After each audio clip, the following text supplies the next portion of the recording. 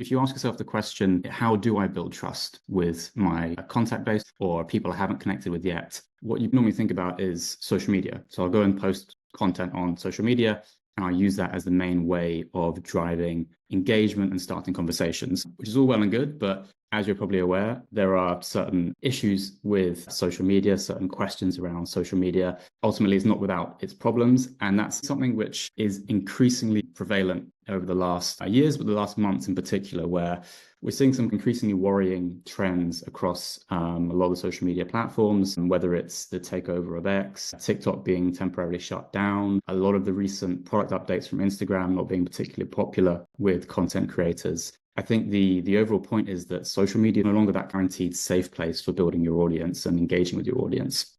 Which brings us to email. So what about email as an alternative? So email does offer a wealth of benefits, which you may not have really thought of when it comes to engagement. And the first is that you own your own audience. You have those email addresses, assuming you've got them by legitimate means, which we can come to another point.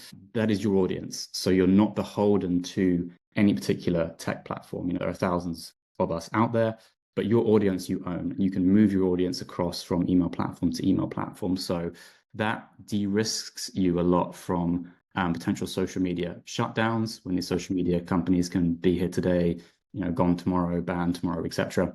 And you also know that you're engaging with people who genuinely want to hear from you. Someone who signed up to your email list is someone who has taken that as a proactive measure themselves. They want to hear from you, they want to engage with you. So they're much more of a warm audience than a much more generalized social media audience. I think a lot of the issue is people don't think of email as a means of starting conversation because you're probably quite used to bad email practice and receiving bad email practice yourself.